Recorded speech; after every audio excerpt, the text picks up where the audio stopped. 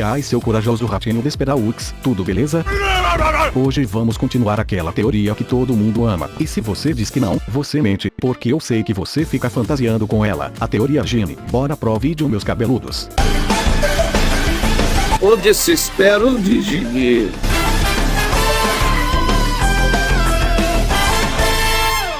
Sue Rosie diz que ao que parece, foi temporário, ele não dominou aquele instinto superior.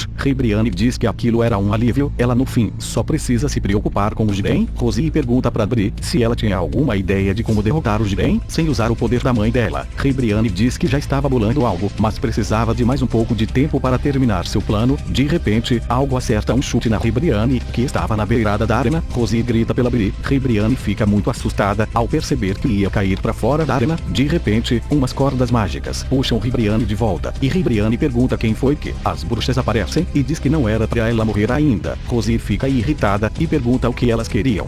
Brienne pergunta se foram as bruxas que salvaram ela. Uma das bruxas diria pra ela não entender errado. Elas odeiam Brienne, mas elas precisavam da Brienne contra os monstros. Outra bruxa diz que tinha alguém ali, alguém com magia invisível. A outra bruxa diz que aquilo era patético. Ela sente a assinatura de energia, e solta um poder que prende o Gamiselas, e o manda para longe, o eliminando do torneio. Kitela fica irritado, e diz que isso era impossível. Brienne agradece às bruxas, e uma delas manda Brienne calar a boca. Elas não fizeram isso por ela, mas para que elas não fossem mortas, junto com o universo tosco do amor. Enquanto isso, Goku estava muito cansado, quando Caulifla aparece, e diz que vai lutar contra ele. Kale diz que ele não estava em condições para lutar. Senhorita Caulifla diz que era melhor ainda. Desse modo, ela elimina ele antes dele aprender a usar aquele instinto sei lá o que. Goku tenta se levantar, e diz que se era uma luta que elas queriam, mas Goku logo cai no chão sem forças. Caulifla ri, e diz que ela quase não sentia pena do Son Goku neste estado. Talvez ela nem precise do Super Saiyajin para derrotar ele. Goku diz que não importa se ele estava esgotado, ele jamais iria desistir. Neste momento, Jin aparece na frente de Goku, e diz que ela ia terminar sua luta com Caulifla. Goku diz pra sua mãe que ele podia lutar,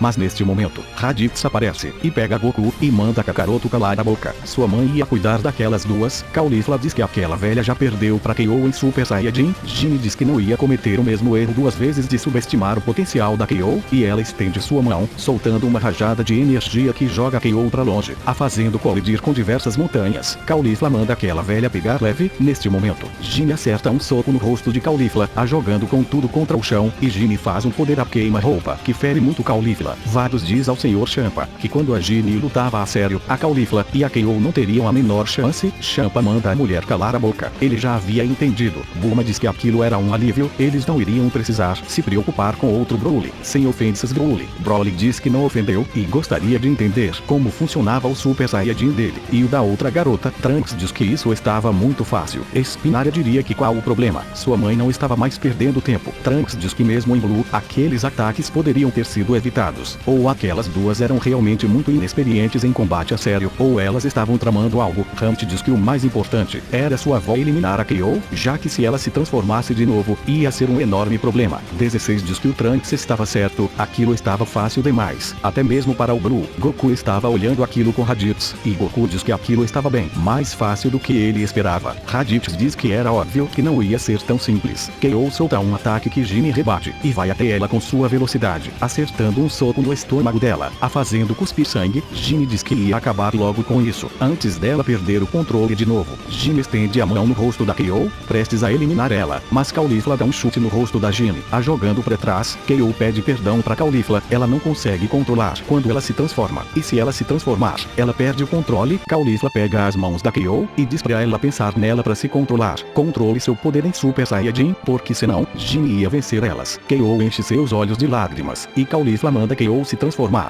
mas antes de perder o controle, pense nela. Ela sabe do sofrimento da KO, ela sabe que ela foi jogada no lixo por não aumentar seus poderes com a mutação Saiyajin, mas agora elas precisavam do controle de KO, para que elas pudessem ser as mais poderosas do torneio juntas. Jin aparece em cima de uma pedra, e diz que não vai permitir isso. foi uma boa luta, mas chegou a hora delas perceberem o que é realmente o verdadeiro poder de um Super Saiyajin. Caulifla diz pra Kyo que elas podiam vencer a Gine juntas, mas elas precisavam do Super Saiyajin controlado de Kyo. Kyo diz que vai conseguir. Pela Caulifla, Kyo se transforma em Super Saiyajin, mas dessa vez ela estava no controle. Caulifla diz pra Kyo pegar aquilo que o Champa deu pra elas antes do torneio. Vamos acabar com essa velha arrogante. Gine faz um ataque nas duas, as jogando pra fora da arena, e diz que isso finalmente acabou quando de repente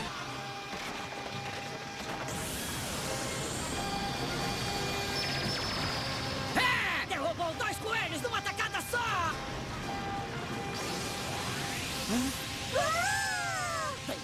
Vem pro papai!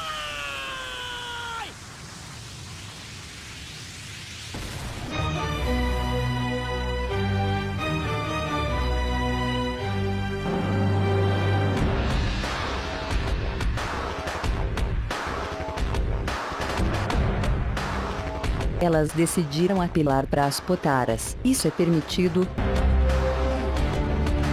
Ribrianne fica séria, e Rosie pergunta o que aconteceu. Ribrianne diz que uma enorme concentração de energia surgiu na região onde a Saiyajin Gine estava. Bills chama Champa de trapaceiro. As Potaras era jogo sujo. Champa diz para Bills parar de choramingar. Se ele quiser, ele poderia usar as Potaras também. Bulma pergunta o que eram as Potaras. Espinária diz que eram os brincos que Kakaroto e Vegeta usaram para fazer a fusão contra Majin Buu. Ela viu isso do outro mundo. Kefla diz que isso era incrível. Ela não sente seu poder sendo uma soma da Caulifla com a Kyo, mas um crescimento exponencial gigantesco. Bills grita pro grande senhor Zenho. Potaras eram contra as regras. Daishikan diz que na verdade, as Potaras eram permitidas. Do mesmo jeito que o mestre Kami usou um vidrinho para realizar uma fuba, tecnicamente, aquela guerreira ainda era Caulifla e Kyo, mas no seu corpo. Por isso era permitido. Kefla pergunta pra Gine se ela se arrepende de ter tratado as duas guerreiras Saiyajins tão mal. Gine fica tensa, e se pergunta em pensamento como ela ia derrotar uma fusão Potara. Kefla brilha seus olhos, e Gine é atingida diversas vezes no corpo. A jogando contra uma montanha, Kefla começa a rir, e diz que ela nem se esforçou para vencer a Gine. Agora o verdadeiro massacre Saiyajin ia começar. Não adiantava ela implorar por misericórdia, pois agora era tarde demais para clamar por isso.